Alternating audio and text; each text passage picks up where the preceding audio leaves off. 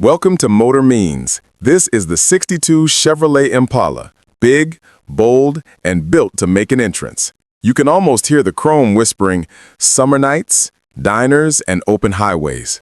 Quick roadmap. Exterior, interior, engine and performance. Tires and suspension, the surprising price. Stay to the end for that reveal.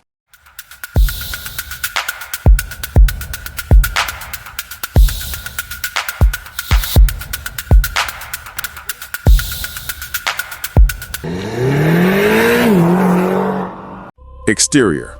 From the front, that wide grille and twin headlights give the Impala an authoritative stare. Side profile, long, low, elegant, a roofline that looks like it's sliding on the road.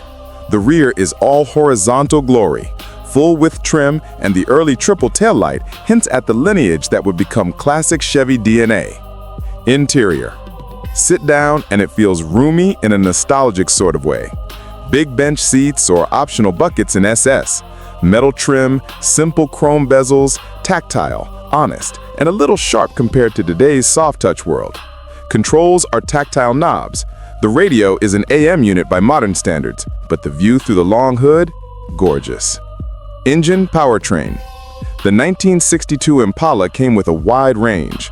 A base 235 cubic inch inline six, around 135 horsepower. A two-barrel 287 V8, around 170 horsepower.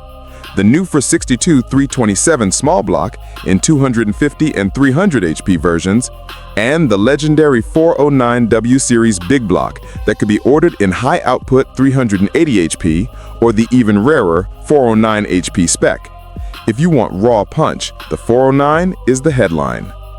If you're enjoying this breakdown, hit like and subscribe. It really helps Motor Means. Would you pick the wild 409 or the smoother 327? Tell me below. Ride and chassis notes. The 1962 Impala rides on Chevrolet's full-size underpinnings of the era. The X-style full-size frame with independent front coil setup and a solid rear axle with leaf springs. So expect a floaty, comfortable highway ride more than razor-sharp cornering. Perfect for long cruises. Tires and suspension. Showroom wheels were 14-inch steelies with bias-style tires originally. Common OE sizes around the 6.70 to 8.0 x 14 range. Modern restorers typically fit 195 to 215/75 R14 equivalents. Expect tall sidewalls, lots of compliance, and steering that rewards patience rather than aggression. Lights and trim. The Impala uses sealed beam round headlights and chrome trim taillights. No matrix LEDs here, just honest illumination that suits the car's era. Dashboard and UX. Instrumentation is analog. Large speedo, simple gauges, and a center radio stack. Ergonomics, clear and direct. It's all mechanical and readable. You feel connected, not distracted. Performance and top speed. Real-world tests of the era show strong straight-line pace for the big V8s.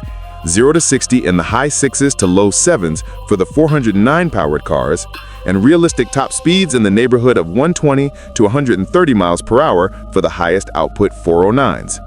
Top speed marked as estimated or period tested. Treat these numbers as impressive for the era, not modern supercar figures.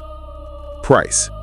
Original MSRP back in 1962 was roughly in the $2,700 to $2,800 range for standard Impala models. Convert that to collector terms and values vary wildly today. A restored example can fetch tens of thousands depending on engine and condition. I'll leave exact market values to your region and Hagerty lists.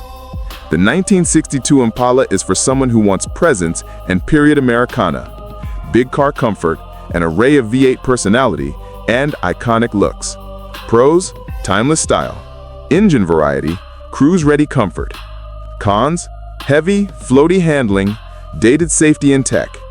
Final take, buy if you want the classic American cruiser. Wait or budget if you need modern handling or daily reliability. Motor Means. This car smells like summer and sounds like freedom. Like, share, comment, and don't forget to subscribe to Motor Means for more reviews.